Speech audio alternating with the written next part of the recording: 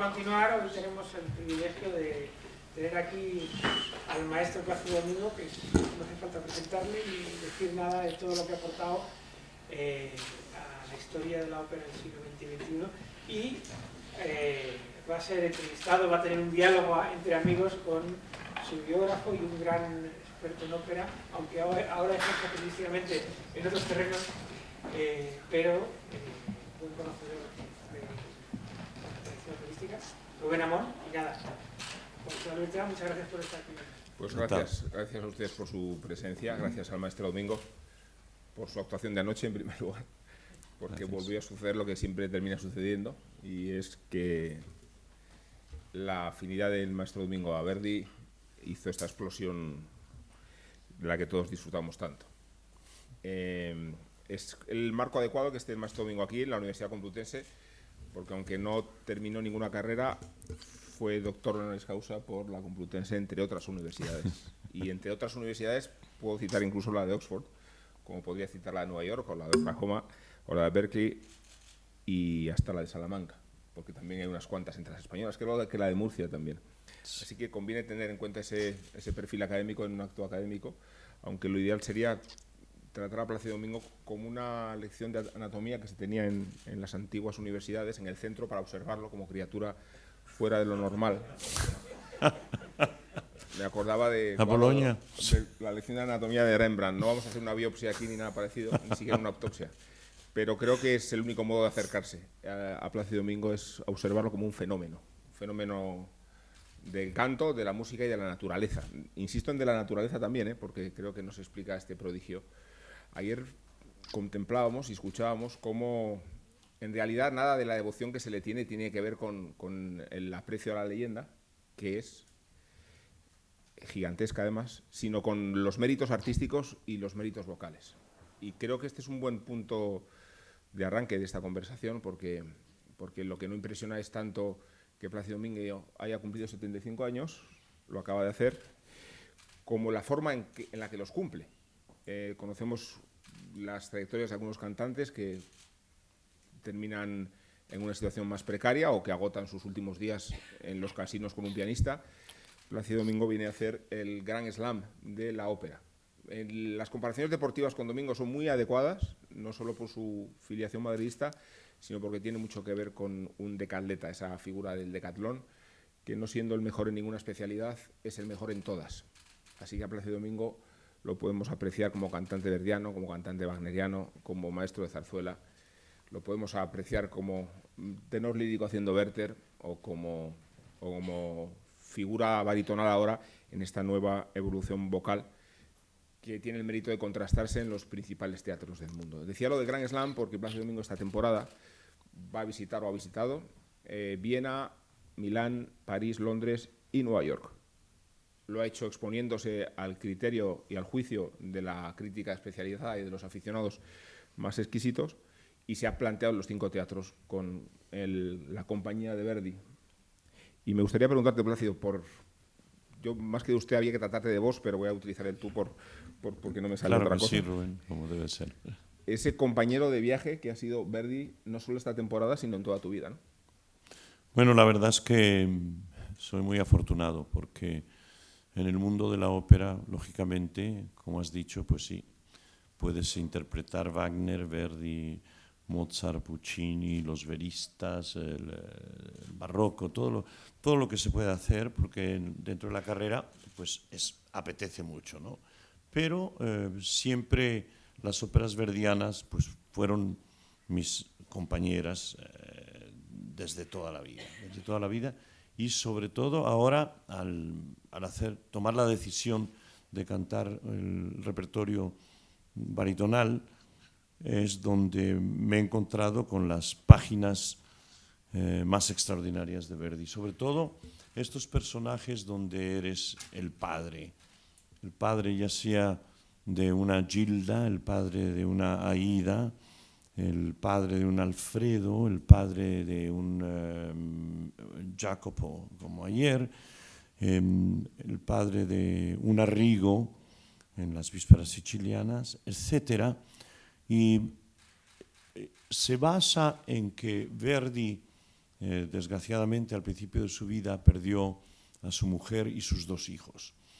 Entonces se encuentra el primer éxito, lo hace con su tercera ópera, con el Nabucco, y ¿qué sucede? Que creo que Verdi tiene ese gran dolor de verse frustrado completamente como padre en su vida, y la tragedia que representa, como en otra ópera, por ejemplo, en la Luisa Miller también, donde es extraordinaria la relación entre el padre y la hija. Las mejores páginas verdianas, para mi opinión, y las más bellas páginas, son las partes donde haces el padre, el barítono, y eso siempre lo sentí, cantando como tenor, siempre sentí, dije, Dios mío, ¿qué tienen estas páginas de especial? Y sientes, yo creo, para mí, creo que la tragedia que vivió Verdi una tragedia propia, le hizo escribir las mejores páginas. Y por eso, pues Verdi ha sido, especialmente en esta última parte de mi carrera, el compañero que no se puede vivir sin él. Hay un hecho histórico que igual ustedes conocen o igual no, y es una función de Otelo en la que actuaron Plácido Domingo, Mario del Mónaco y Ramón Binay, cada uno en su papel, o sea, Casio, Otelo y Iago. Los 3 Otelos de la historia del siglo XX, los más importantes Otelos, coincidieron, no menciono a tamaño, coincidieron en una función. Plácido Domingo hizo de joven Casio, del Mónaco hizo de poderoso Otelo y Ramón Binay ya era Iago. El caso es que esa lista de padres que ha mencionado el maestro no comprende a la figura de Iago, y voy a insistir en una pregunta que a veces le he hecho, y es ¿por qué la resistencia a hacer el papel de Iago? Creo que el personaje de Otello ha sido uno de los personajes que más he sentido. Desde luego es el que más veces canté, junto con el Cavaradossi pucciniano de la Tosca, 225 funciones. Y yo no puedo traicionar al Otello cantando el Iago. No puedo, me sentiría doblemente traidor. No es posible. Yo el Otello lo canté y ahí está, canté el Casio, canté el Otello, he dirigido el Otello, pero el Iago no podría. Cuando mucho en un concierto podría cantar el Credo, como fuera de contexto, nada más como se hace en un concierto, esta romanza, la otra, este dueto, cuando mucho, pero el personaje no podría, sería imposible. Esta es una restricción que tiene que ver con la lealtad a Otelo, pero tiene que ver también con la resistencia de Plácido Domingo a los papeles con los que no se identifica lo más mínimo. Estamos ante un personaje particularmente perverso. De hecho, otro foco de resistencia de Domingo fue hacer Don Giovanni, que fue una propuesta de Karajan, muchísimos años antaño, porque estamos hablando de la plenitud de Karajan en el Festival de Salzburgo y la proposición de hacer por primera vez una oferta que tenía que ver con hacer un Don Giovanni y que Plácido Domingo rechazó. No sé si por discrepancias con el maestro, si porque no era el momento de afrontar un papel que es casi un barítono bajo, o por esa resistencia a buscar siempre un personaje con el que tengas algún punto de identificación. Bueno, la historia fue así. Fue la primera vez que el Metropolitan hizo una retransmisión en vivo, y era una Manon Lescaut con Renata Scotto en el Metropolitan, que vino a Europa directo. En aquel entonces no era a los cines, sino que era a la casa, a los hogares, directamente se transmitía en televisión. Y entonces me hicieron una entrevista en el entreacto y me dijeron que qué planes, que quería, qué sueños tenía yo, pues hace muchos años de esto, ¿no? Y dije, pues entre unas cosas, me gustaría hacer el Don Giovanni. Bueno, así, en una entrevista. Y al día siguiente me viene una invitación del maestro Karajan para hacer el Don Giovanni en Salzburg. Y le tuve que contestar, maestro, mi idea es hacerlo pues quizás dentro de 10 o 15 años, no en este momento. Eso me costó un disgusto porque el maestro Karajan, claro, él ya tenía la idea y yo no podía en ese momento hacerlo, era demasiado pronto. Esa fue la primera duda que tuve del Don Giovanni, pero la segunda es que examinando el personaje lo encuentro tan egoísta, lo encuentro tan antipático, porque ¿cómo es posible que un hombre que haya conquistado a tantas mujeres las haya tratado tan mal? Eso es lo primero. Y no solo eso, sino que trata mal también pues, al Leporello, que el Leporello era el que le cubría todo, el que le arreglaba todo, y lo trata tan mal. Entonces me di cuenta que era un personaje que no me gustaba, Me gusta la obra, lo he dirigido muchas veces y canté el Don Ottavio en muchas ocasiones, pero el personaje del Don Giovanni no me cantaste el simpatiza. Don Ottavio en Tel Aviv, Sí. en una producción donde cada uno cantaba en su propia lengua, ¿no? Bueno, no, lo cantamos todos en italianos, pero teníamos un Don Giovanni que era italiano, una Zerlina que era japonesa, mi mujer Marta, que cantaba la Doña Elvira, que era mexicana, teníamos una Donna Anna, que era americana y la familia era de Grecia y ella era americana. Teníamos un Leporello que era un africano-americano, no lo sé, del sur de los Estados Unidos. Teníamos un maestro inglés y teníamos también el masetto era un gran amigo que acaba de fallecer, Franco Iglesias, que fue un poco profesor Marta y mío, porque nos enseñó en Israel el apoyo en el canto, que ha sido tan importante. Acaba de fallecer hace menos de una semana. Y este era el reparto internacional y yo, español, cantando el Don Ottavio. Y luego no hay un acuerdo de gobierno aquí. Yo te tengo que hacer una pregunta. Tengo que hacer una pregunta. Ya estamos. ¿Dónde te sientes mejor como periodista? ¿En la política, en la música o en los toros? Pues sin duda alguna la política. Vale, pues entonces yo siempre le digo a Ramón, perdóname, a Rubén, que tiene las posibilidades de ser un buen político.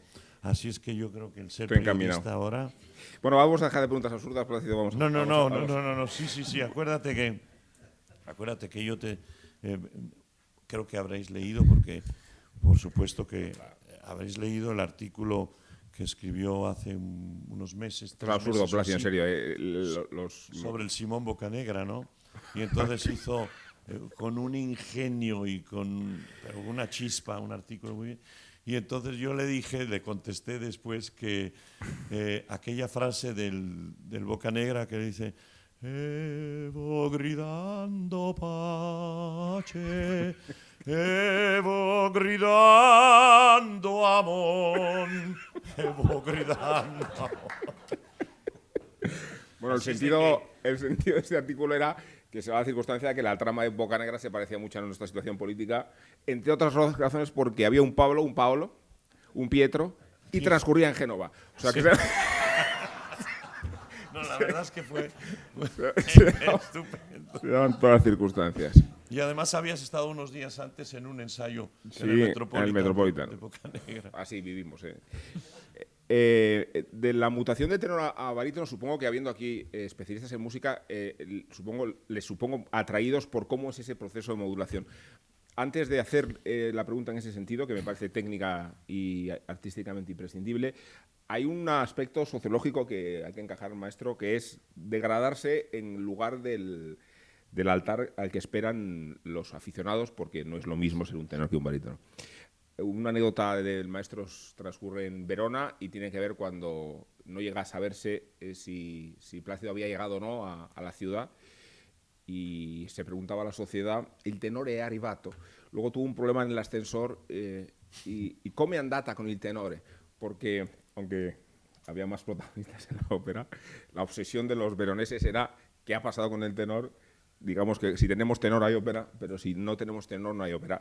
¿Cómo se vive ser el protagonista central de la ópera a ser el barítono que viene a entorpecer un poco la ópera, porque siempre se termina inmiscuyendo en la relación de la soprano con el mismo tenor, y después desarrollar la respuesta ya más técnicamente y más académicamente sobre cómo es ese proceso de transformación, mucho más allá de la evidencia de que un tenor sin agudos no es un barítono, ¿no? Bueno, yo creo que el hecho es que sí, precisamente por la dificultad y lo raro de la voz del tenor, porque bueno, estamos siempre, la voz normal, vamos a decirlo, por decirlo así, si juzgamos al bajo, barítono y el tenor, la voz normal, el porcentaje más grande es que el hombre tiene una voz baritonal, vamos a decirlo así, ¿no? Que es normal, no tienes ni que estar hablando así, ni así, ¿no? O sea que es una voz normal en todo, en el ser humano, en realidad. Si ya nos vamos al repertorio, hombre, creo que los compositores han escrito grandes partes para las tres voces, desde luego, y en especial para el tenor y el barítono. Y sí, es extraño, porque tienes razón, el tenor, por ser ser un poco el equilibrista que sin la red abajo, vamos a decir que siempre hay el peligro, el registro agudo es muy peligroso y te están esperando, ¿no? Es decir, yo siempre fui un tenor que canté siempre pensando en todo el registro. Es decir, el registro es importante. Además, el porcentaje que existe en una ópera, pues no es el agudo. El agudo puede ser, la parte aguda en una ópera, pues puede ser quizás el 10%. Dependiendo qué ópera sea, no sé si estás cantando, qué sé yo, el Guillermo Tell, una cosa así, que entonces pueda ser el 30%, pero yo creo que el porcentaje de la parte aguda es la parte mínima, pero es precisamente donde el público te espera. Y hay también, porque hay una especie, con perdón, de ignorancia, donde personas que yo he conocido, inclusive dentro de la crítica, cuando te hablan del do de pecho. El do de pecho es lo que sea, ese es el do de pecho. El terminar en un agudo, para mucha gente, lo mismo puede ser un sol, puede ser un la bemol, un la natural, un si bemol. Pero el do de pecho es una nota aguda. Es decir, no existe. Pero precisamente el peligro ese es lo que hace personaje al tenor, donde se espera al tenor, porque hay más peligro. Creo que hay una especie de morbo esperando. Yo creo que en mi caso he tenido la suerte que con tantos años que llevo cantando, pues digo, la gente me viene a ver, sea como tenor, sea como barítono, sea en un concierto, porque la gente, pues gracias a Dios, todavía me quiere escuchar.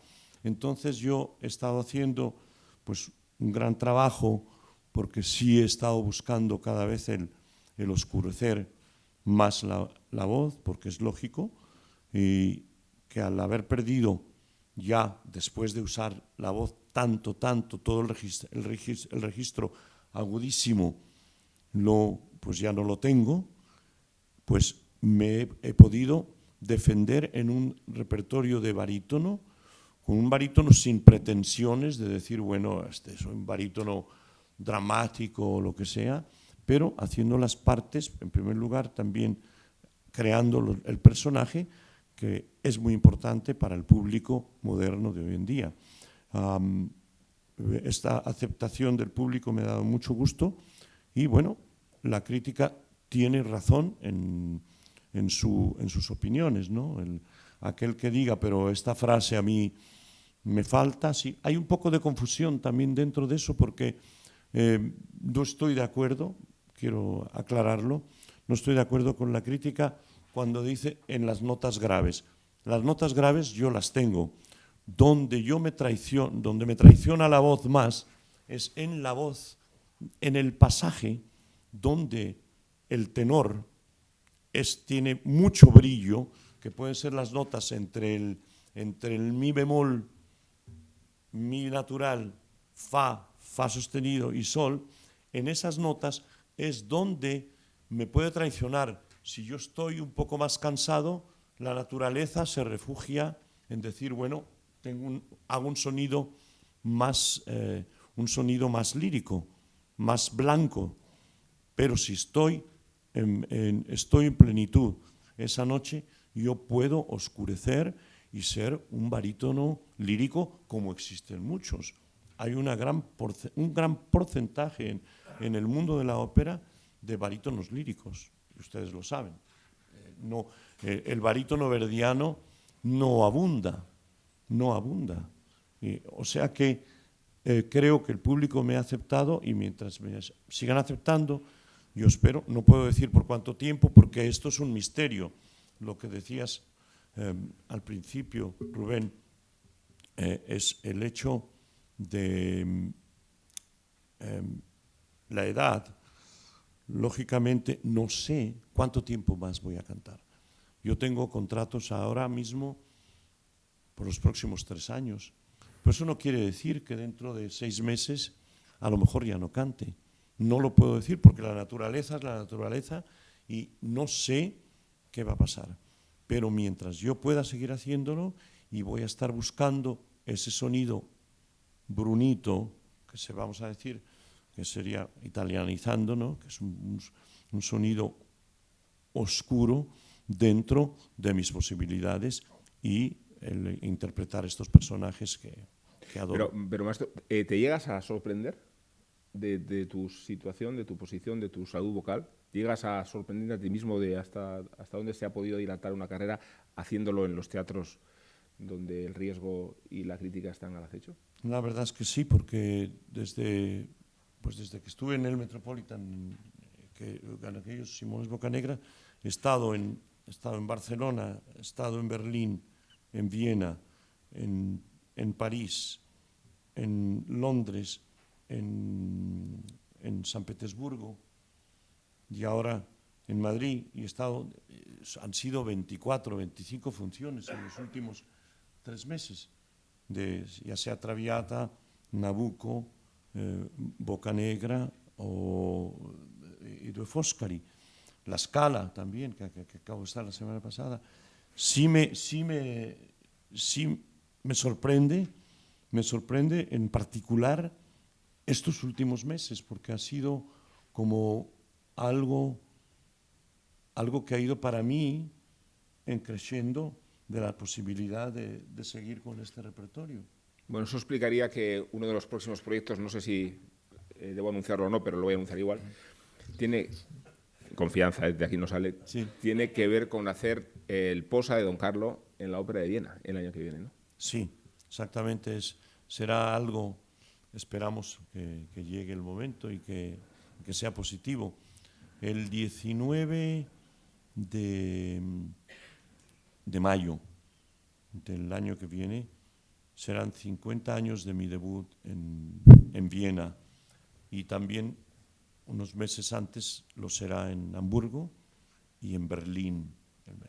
Y yo debuté con el Don Carlos en Viena, y entonces hablando con el actual director, con Dominic Mayer, tuvimos la idea de que 50 años más tarde voy a hacer el Posa en vez del Don Carlos. Así es de que me ilusiona mucho, vamos a ver si llegamos. Muy bueno. El término histórico o el adjetivo se utiliza, como saben ustedes, gratuitamente. En este caso no puede utilizarse más que rectamente, porque cuando se habla de la longevidad de Maestro Domingo, no ya es por los años que lleva, sino por las funciones, las horas de vuelo acumuladas que equivalen, yo es un cálculo, a 6 carreras de cantante. y he hecho un cálculo de papeles. He perdido la cuenta, creo que son 160. No, 150 menos, son 147. Solo 147, que equivale al repertorio en que tendrían 6 cantantes de ópera. Pero no he contado las zarzuelas ahí, ¿eh? O sea, Tengo 160. ¿Y por qué no contar las zarzuelas? Pues ahora las voy a contar. La única que cuento, porque sí, claro, como me mandan, la he cantado en muchos teatros, inclusive aquí, en la Luisa Fernanda, y como opereta La Viuda Alegre, pero todo lo otro, lo demás son óperas, sí. ¿Hasta qué punto la curiosidad ha sido un motor? ¿Es un motor esa búsqueda de un nuevo terreno, de un nuevo espacio, de un nuevo ámbito donde desarrollarse? ¿Ha sido un estímulo en la carrera? Bueno, siempre, lógicamente, si eres una persona que tienes una gran curiosidad y que te gustaría interpretar ciertos personajes, por ejemplo, ahora que estoy cantando el barítono, hombre, es muy difícil el tener el tiempo para concentrarte, pero, por ejemplo, hacer el Manrica en la Arabella sería algo estupendo. Hacer la novia del zar también. Terminamos en Boris II, la parte maestro. del barítono es extraordinaria, ¿no? El holandés errante para el barítono son extraordinarios. No creas que no me pasan por la cabeza. Lo que pasa es que hay que tener mucho tiempo, y cuando estás en carrera cantando cada 3 días, pues tienes que seguir. Pero entonces agarro la cuestión. ¿Te has llegado a plantear el salto a barítono wagneriano? El Fliegende de Hollander, sí. Sí. Y el Amfortas, sí. El Amfortas espero hacerlo. Sí, ¿En serio? Sí. Pero hay un compromiso adquirido. Sí. Casi. Casi. ¿Qué podemos decir? ¿Un poco más? Casi. ¿En qué teatro sería? No. En este momento sería en Berlín. Sería en Berlín, pues. Bueno, tenemos noticias, surgen noticias de estas conversaciones. Son mías, las entrevistas mías, tengo yo el copyright. Y otro argumento absoluto es la condición física, ¿no? El otro día hice yo un reportaje con la televisión francesa, que me vinieron a entrevistar como biógrafo, así debe ser, antes de la traviata de la Conciergerie de Orange. Y me preguntaban, pero de Plácido Domingo, ¿qué destacarías como argumento?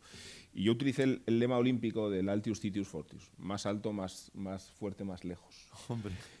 Que es la identificación atlética de una carrera que tiene mucho que ver en realidad con la biología, ¿no? Con la capacidad física. Sí. Lo impresionante de Plácido Domingo es que no tengamos noción todavía de vibrato, o el vibrato exagerado que se le suele acusar a unas voces más envejecidas, ¿no? La naturaleza. Bueno, yo creo que en ese sentido soy afortunado que, bueno, gracias a este amigo nuestro, Franco Iglesias, que a Marta y a mí, como teníamos mucho tiempo en Israel, estuvimos 2 años y medio y estudiábamos todos los días, aunque tuviéramos ensayos, funciones, estudiábamos todos los días, y el apoyo vocal es de lo más importante que es para la voz, y aprendimos lo que era. Y entonces sí, claro, puedes sufrir, lógicamente, la edad y el cantar mucho te puede afectar, pero si tienes un apoyo bueno y mentalmente lo piensas, porque te puedes dejar en algún momento yo, sobre todo en los ensayos, me oigo algún sonido y digo, eso no puede ser. ¿Y por qué? Pues porque en ese momento, como no era una función, lo dejaba así un poquito. No puede ser, Plácido. El apoyo tiene que existir siempre. Cada sonido que hagas tiene que existir. Y entonces es que no hay manera, ¿no? Porque, claro, yo si me notara un vibrato en la voz que me disgustara a mí, estaría seguro que al público no le gustaría. Entonces, eso es lo que hay que defender. Eso es defenderlo, pero día a día. Y claro, tengo la fortuna que tengo Marta, mi mujer, verdaderamente es la verdadera mi guía, porque ella ve las funciones desde el público. La mayoría de las mujeres de los cantantes o el marido de las cantantes se quedan en el camerino o están detrás. No, Marta me escucha cada función desde el público. Y no hay una igual que la otra. Y ella es mi crítica más severa y también la que me da más coba cuando las cosas van muy bien. Sé que si ella me dice algo bueno es porque ha sido bueno, y sin embargo ella critica y me critica, y verdaderamente lo aprecio desde el primer día hasta ahora. En una conversación que tuvimos en el coche de Plácido Domingo cuando asistimos a una función de Falstaff en la que cantaba el papel de tenor Camarena. Sí, la primera vez que lo hizo. Decía Marta, qué bonito canta este tenor. Y a renglón seguido de esa expresión, yo le escuchaba decir a Plácido Domingo, esta es una confidencia que me parece muy interesante traer aquí, la siguiente frase: si fuera capaz yo de cantar como pienso que se puede cantar. O sea, después de haber hecho esa gigantesca carrera, llegaba un Plácido Domingo casi frustrado por no haber podido llegar donde piensas que se puede llegar. Yo te digo que sí, y les digo que si yo cantara como tengo aquí,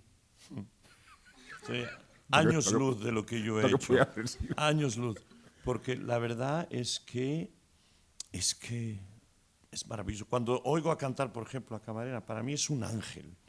Este chico es un ángel, es algo inexplicable, inexplicable. La belleza, la técnica tan extraordinaria, es increíble, ¿no? Yo tengo en mente, yo sé cómo se debe cantar. Aproximación y reintegro, ahí estamos. ¿Cuánto ha sido lo más que te has acercado? ¿Cuánto has tenido la percepción, uy, he estado a unos milímetros? Nunca. ¿Nunca? Nunca. No, la verdad es que sí. Ha habido funciones en tu vida donde no tienes que pensar en nada, donde te olvidas que estás cantando y todo eso, pero dentro de eso algún problema habrá, alguna cosa que no te guste. La verdad es que yo no sé. Yo me pongo a pensar, por ejemplo, el otro día estuve en la casa de Paulina Viardot, y que es un lugar fantástico donde me han venido ideas, porque dime el escritor ruso que tenía la Dasha ahí enfrente de la casa. Algunos de ustedes se acuerdan. ¿Perdón? Turgenev. Claro que sí. Gracias, sí. Qué público tenemos, Pero, muy bien, les estamos examinando ahora. Y además está la casa enfrente también donde murió Bizet. Y entonces estaba yo pensando que hay que hacer algo ahí, tenemos que hacer algo sobre yo soy un fanático, estoy pensando hacer inclusive una película sobre la familia de Manuel García. Es decir, los cuatro elementos, los dos Manuel Garcías, la Malibran y la Viardot. Pero yo me imagino cómo cantarían a la perfección, por lo que he leído de cómo se les admiraba y lo que se escribía de ellos, tiene que haber sido extraordinario. Y entonces el hecho de no haber llegado nunca a la meta es otra explicación para justificar el estímulo de seguir en activo con esa ilusión de los primeros días. Bueno, con la misma ilusión sigo siempre, pero yo sé que a la meta que yo quisiera haber llegado, no he llegado, pero no voy a llegar, eso es lógico. Si no llegué en los mejores años, no voy a llegar ahora. Pero bueno, yo trato de dar todo lo que tengo, de dar lo mejor que siento y, en fin, el público está contento y yo también. Bueno, esta naturalidad tiene que ver mucho con un fenómeno que desde fuera a veces se ve construido. Me refiero al fenómeno social que representa Plácido Domingo, que se puede resumir en muchas experiencias. Una es que aparezcan los Simpson. Otra es que en una misa con el Papa Benedicto en Washington, el que se levanta hacia el Papa, hacia Plácido Domingo, es el Papa y no al revés. Termina de cantar, pero el maestro y el Papa, en lugar de ser cumplimentado como se debe, se alza y va. Es como fue una invertida, fue un ¿no? momento muy especial, la verdad es que sí, porque yo iba hacia él y veo que se levanta, pero por favor. No contaremos ese viaje de Nueva York a a Los Ángeles, ¿no? Era, ¿no?, con el Otelo, que te esperaban como una...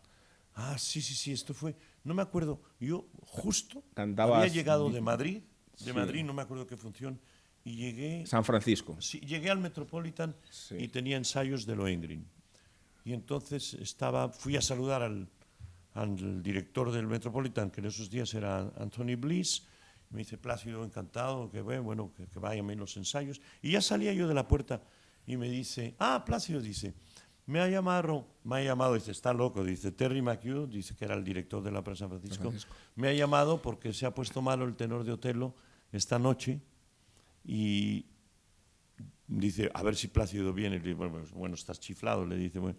Y le digo, voy al camerino y vocalizo y le digo, ¿me das permiso que me vaya a San Francisco? Y sí, pues llámale a Terry McHugh. Y entonces me pusieron un avión privado de Nueva York a San Francisco. Era la apertura de la temporada y en vez de empezar la función a las 7, pues como ya era muy tarde, empezó a las 10 de la noche. Después, la cena que iba a haber después fue antes, y entonces llegué y canté un Otelo y con mucho éxito. Yo creo que estaban un poquito tomados ya todos, pero la verdad es que fue una noche... Los espectadores, para que lo entiendan, tenían contacto directo con el avión y se calculaba por qué estado iba atravesando el avión de Otelo para llegar a la función y cuánto tiempo iba a demorarse la función. Fue una de las batallas de Otelo, sí. Luego ya de vuelta se producían accidentes como que por un error de agenda o por falta de planificación se encontraba el maestro dirigiendo por la mañana Butterfly y cantando Parsifal por la tarde en el Metropolitan, ¿no? Sí. O al revés, lo cual refuerza la teoría que yo siempre he tenido del don de la ubicuidad o de la bilocación, o como ustedes quieran, o de la simultaneidad. Tengo entendido que la diferencia entre simultaneidad y ubicuidad está en el carácter maléfico, ¿no? Que el ubicuo es malvado y el simultáneo es santo. No tengo que referirme en qué situación nos encontramos aquí. Pero hablaba sobre el proceso, el fenómeno social que engendra Plácido Domingo, que tiene que ver mucho con el ambiente de esta reunión, y es que la mercadotecnia de Plácido Domingo consiste en la ausencia de mercadotecnia. Que uno trata de crear un producto comercial como Plácido Domingo y nunca le saldría, y que donde vemos a veces una especie de artificio comercial, en realidad es la ausencia de todo artificio comercial. Bueno, yo creo que tengo, vamos a decir que todos tenemos una cualidad aquí, todos los que estamos, es que somos humanos, ¿no? Bueno, algunos no, ¿eh? Bueno, todos somos humanos, bueno. Algunos humanos. Bueno, es verdad, he leído algo hoy que me ha causado mucho dolor, y precisamente sí, porque la viuda del torero que acabamos de perder se quejaba con mucha lógica, que decía que de aquellos seres que habían atacado tanto por atacar a la tauromaquia, las barbaridades que han dicho en las noticias, y les llamaba seres, no humanos. O sea que tienes... No, yo me refería más a tu lado sobrehumano, que al lado infrahumano, al sobrehumano. Yo tengo los pies sobre la tierra, la cabeza en las nubes, ¿sí?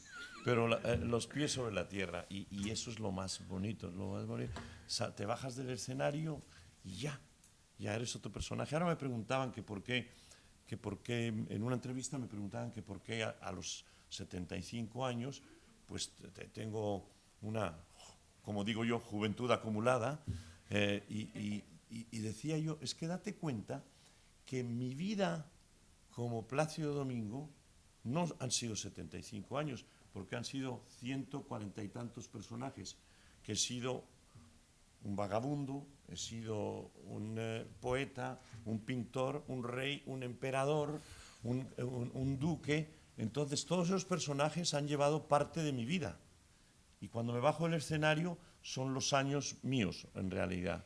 Entonces esos años, esos personajes me han mantenido más joven. ¿Por qué? Porque he empleado menos tiempo siendo Plácido Domingo. ¿Lo entienden? Bueno, me gustaría que ustedes tuvieran también su protagonismo en este encuentro, y no sé si alguno de ustedes quiere hacerle alguna pregunta. Estas ocasiones no se suelen presentar todos los días, ¿eh? A ver. A mí sí me interesaría mucho saber si le gustaría interpretar Macbeth. Ya lo he cantado, sí. Ya es uno de mis personajes preferidos hoy en día y tengo que decir que lo veo como un villano pero que es víctima. Es víctima de Lady Macbeth, ¿no? Porque es un personaje que me fascina. He hecho hasta ahora, ¿qué he hecho? 12 funciones, 6 en Berlín y 6 en Valencia. Y ahora en este año tengo muchísimas. La tengo en Viena, una nueva producción. Tengo una nueva producción también en Pekín. Y después lo tengo en Los Ángeles también. Son tres producciones. Me fascina el personaje, me fascina. Siguiendo la misma tónica, maestro, Gerard y Scarpia, que me parece que son roles tan fabulosos y tanta evolución. ¿Gerard? ¿Cómo? Gerard, Carlos Gerard de Sí. Atresería. Bueno, Carlos Gerard me fascina. Lo único que tengo que considerar también la edad. Hay personajes que no debo hacer porque son personajes muy jóvenes. Y entonces ahí he estado tratando de hacer los personajes que ya de una cierta edad. Hice el Conde de Luna, pero creo que no debe ser. Yo creo que debo hacer personajes de más edad. Me encantaría cantar el Gerard y lo haría en forma de concierto, sí, porque es una de mis partes predilectas. Sin embargo, el Scarpia no me gusta. El Scarpia no me gusta. También por no traicionar a Mario Cavaradossi, porque es mi otro personaje talismán, ¿no? O sea, que no, por eso no.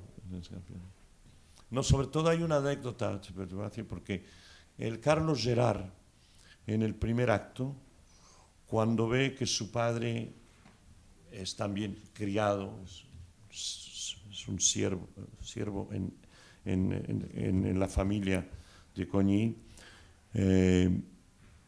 va al padre y le dice, bien, bien, padre mío. Pero él empieza la romanza y le dice, or 60 anni, o vecchio che tu servi. Imagínense que el padre de Carlos Gerard llevaba trabajando 60 años para la familia. ¿Qué le tengo que decir yo? Con mis años tendría que decirle que son más de 100 años que tú trabajas para él. O sea que no puedo hacer un personaje que sea tan joven. Sobre anécdotas de Cavaradossi, creía que ibas a contar esa que sucedió, creo que en Viena, con Galina Vicenskaya, la mujer de Rostropovich, que llevaba sus propias pelucas y no eran ignífugas. Y en un lance de la ópera se le incendió la peluca y tuvo que intervenir el maestro con agua para salvarle la vida, ¿no? Esto es un episodio histórico. Tremendo, porque ella no se quiso poner la peluca, que las pelucas que tienen en Viena son,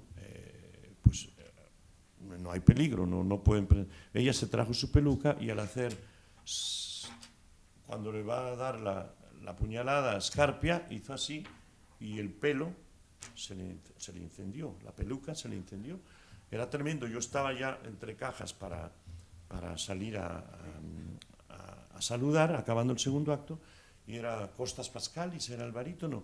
Y entonces le da la puñalada y él, en vez de caerse, empieza a tirarle de la peluca y ella le dice, «Ma che fai? Sei pazzo!» Así, «Pero estás loco, ¿qué haces?» Y no se daba cuenta que estaba en fuego, ¿no? Prendida en llamas. Y entonces finalmente Pascalis, casi quemándose las manos, le arranca la peluca y yo estoy entre cajas y entro con la jarra de vino del Scarpia, vino que era agua, y la apagamos. Y esta mujer en ese momento casi se muere porque no se dio cuenta de lo que le estaba sucediendo. Y lo más gracioso de esto fue, después de la tragedia, es que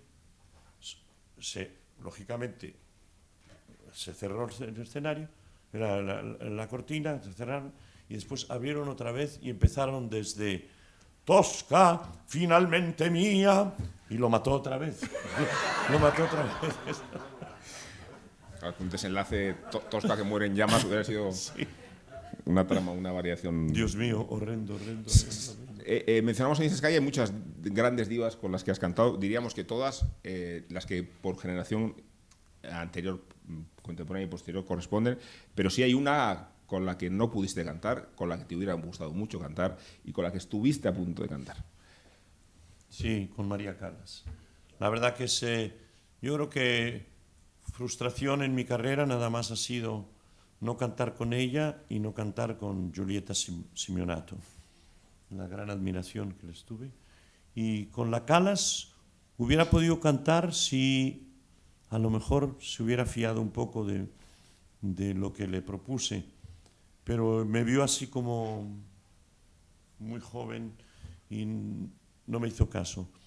La verdad es que en aquel entonces ella tenía planeada una gira de conciertos con Giuseppe Di Stefano, el gran tenor, y yo le fui a proponer, porque por mediación del director de la Voz de Su Amo, de la EMI, le fui a proponer de parte del Covent Garden si cantaría una Fedora conmigo o si quisiera cantar la Santuzza en caballería. Y entonces ella me dijo todo tipo de escapatorias, porque dice, ¿por qué no la Norma? Y la Norma en realidad en ese momento no la hubiera podido cantar. La Fedora, yo estoy seguro que sí hubiera podido cantarla. Y hubiera sido un acontecimiento en ese momento, que ella volviera a los escenarios. Y bueno, para mí hubiera sido una ilusión tremenda. Y desgraciadamente no la aceptó. Y fue lo último que hizo, porque después de esa gira de conciertos, que no tuvo mucho éxito, por cierto, ya después ya no hizo nada. Y claro, repentinamente la perdimos a la Cala porque murió a los 50 y tantos, o sea que fue una lástima. Hay otra gran diva que es Marilyn Horne, con la que el maestro tiene una anécdota que es muy graciosa, que tiene que ver con el oído que tiene Plácido Domingo y su capacidad de detección de timbres vocales, porque es lástima que no podamos hacer un experimento práctico aquí. Sí. Pero le pueden poner a Plácido Domingo cualquier voz de tenor en un espectro, vamos a decir, universal, y lo reconoce. Pero, termino, maestro, pero hubo una excepción a este prodigio científico, que fue una voz que no reconocía, que no aceptaba reconocer, hasta que le dijeron que la voz a la que no reconocía como tenor era Marilyn Horne, haciendo de tenor, ¿no? Mira, la historia es esta. Hoy en día no creo que reconocería a todos los tenores, pero en aquel entonces sí. Había como era algo donde nos juntábamos cantantes y todo, y escuchábamos a todo mundo. Entonces me pusieron una serie de un concurso de tenores cantando el Celeste Aida. Y todos. Entonces me pusieron el de ella y no daba. Pero le digo, pónmelo otra vez. Y entonces me lo pone otra vez y entonces le digo, mira, ¿qué te voy a decir? A mí me suena a Marilyn Horne, pero es imposible. Y me dice, pues es Marilyn Horne. Eso, y me pasó, después me pusieron unas recónditas armonías de diferentes tenores. Y esto sí que fue fatal, porque adiviné todas y una me hizo dudar mucho y no la adiviné. Y era una versión mía. Era una versión mía, de verdad, que había una distorsión en el sonido. A veces, no sé si os pasa algún disco que viene un poco defectuoso y estaba más alta. Y entonces perdía la calidad que yo estoy acostumbrado de mi timbre. Era otro timbre. Y entonces no lo adiviné. Entonces ahí perdí. Más preguntas si tienen interés. Gracias. En tantas funciones, ¿saca tiempo para estudiar los nuevos personajes? Porque eso le llevará mucho tiempo. Hombre, todos los días estudio. Yo todos los días estudio porque, sobre todo las óperas que yo me aprendí en mis primeros años, están aquí.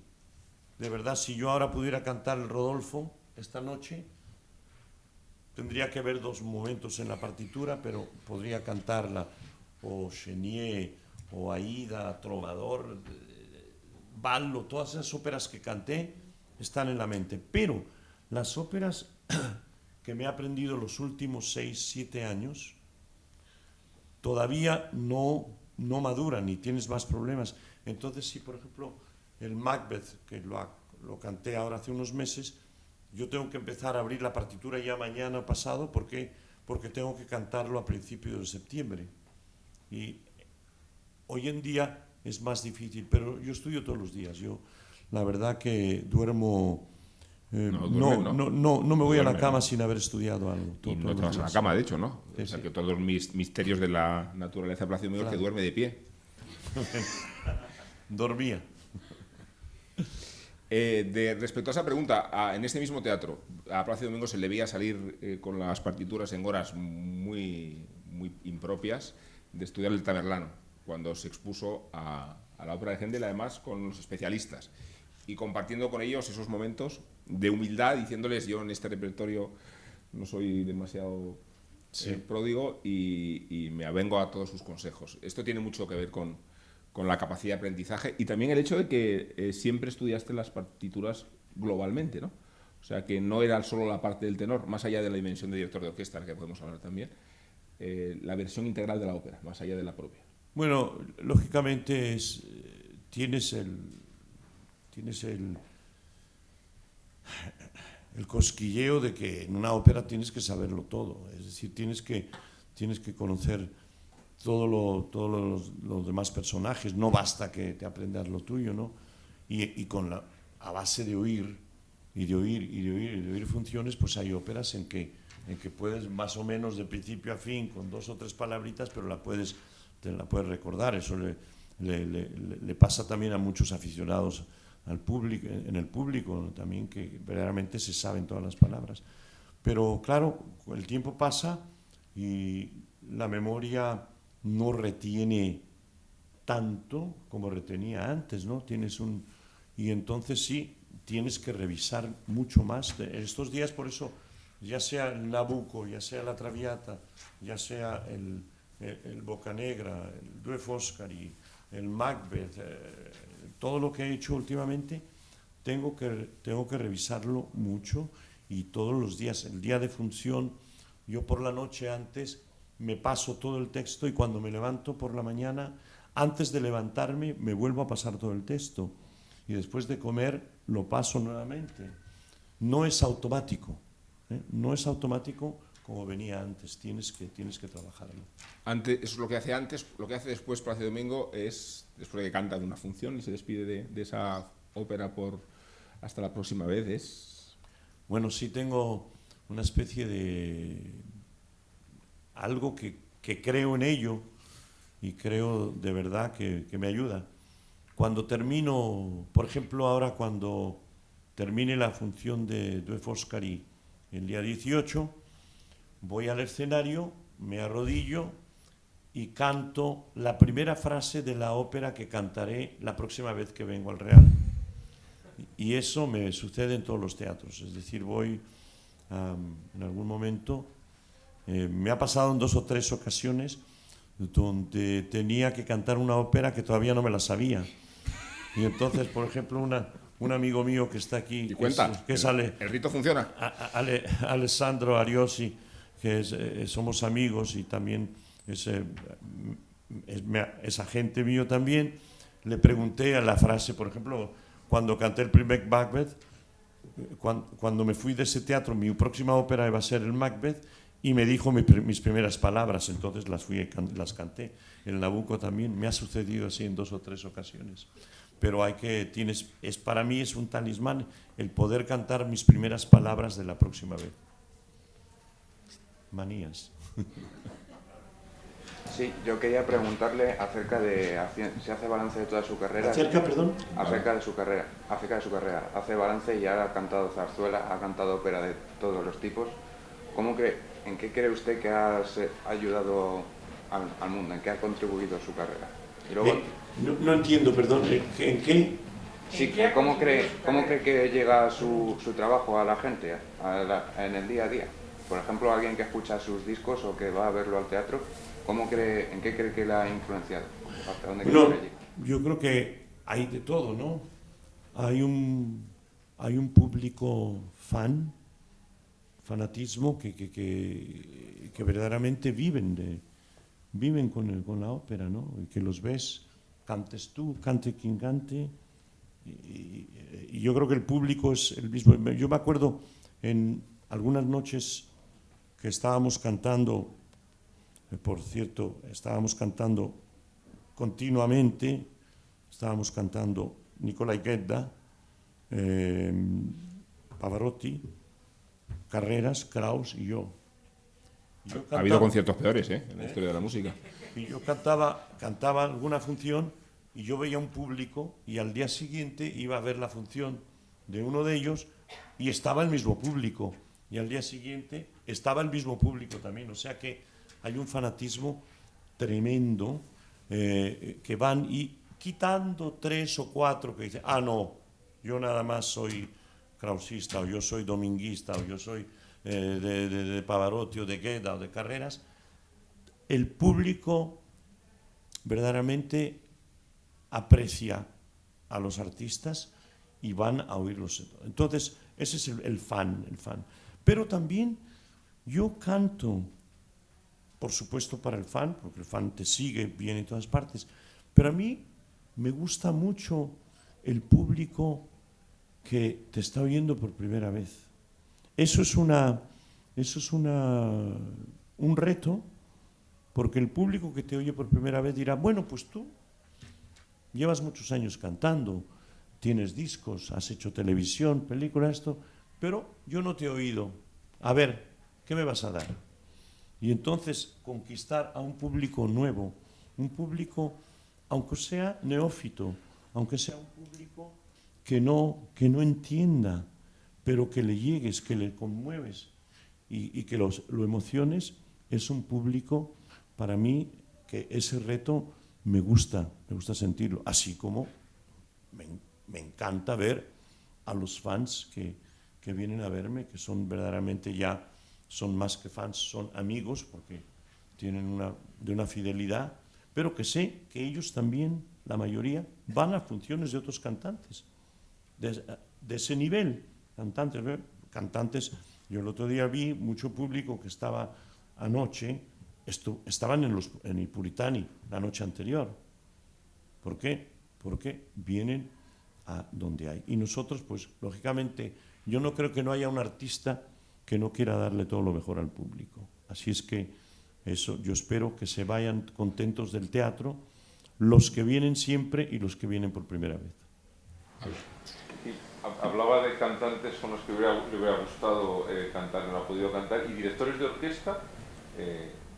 Bueno, directores de orquesta, yo creo que tuve la suerte de todos los que han estado en mis tiempos me dirigieron.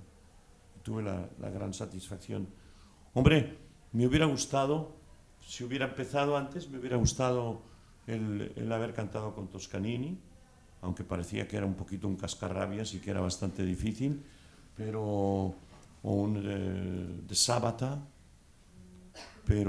y me hubiera gustado también, si hubiera empezado antes, el haber sido dirigido por Ataulfo Argenta, quien he admirado mucho, pero he tenido la suerte de cantar con todos. Sí, has destacado siempre la colaboración con Carlos Kleiber como la más relevante de tu carrera, ¿no? Yo creo que ha sido el rey de reyes, desde luego es un director increíble. Una última pregunta, porque el maestro se tiene que marchar. Regisseros, directores de escena, que te haya gustado trabajar con ellos, que en tu interpretación hayan sido cruciales. Bueno, yo creo que he tenido suerte también de estar con lo mejor, ¿no? Y debo decir que con Zeffirelli me encontré muy bien, con John Schlesinger, al cual lo animé yo a que dirigiera escena. La primera vez que dirigió escena me dirigió los cuentos de Hoffmann en Covent Garden, y después en Salzburg, el baile de máscaras, y después lo contratamos en Los Ángeles para hacer el Peter Grimes, y después pues ya lo perdimos. Me he sentido muy bien con muchos directores y la verdad que con una gran sensibilidad y sabiendo lo que hace con Marta, mi mujer, que es de verdad que tiene una sensibilidad única como directora de escena. Y pues no hemos hecho mucho porque, bueno, porque Marta me dice no me pongas a trabajar. Tiene el escritor italiano Ettore Mo una experiencia en la agonía de Pavarotti. Va a visitarlo a su casa de Pesaro, se lo encuentra en sus últimos días y le dice Pavarotti a Ettore Mo, lo único que quiero escuchar es la voz de Plácido Domingo. Esto nos ayuda a entender las palabras con las que el zapatero Hans Sachs habla de Wagner, pero igual que hablamos de Wagner podemos hablar de un coloso que es Plácido Domingo y dice: puedo sentirlo, pero no puedo entenderlo, no consigo retenerlo, pero tampoco olvidarlo, y si pretendo abarcarlo, no puedo medirlo. Muchas gracias, maestro.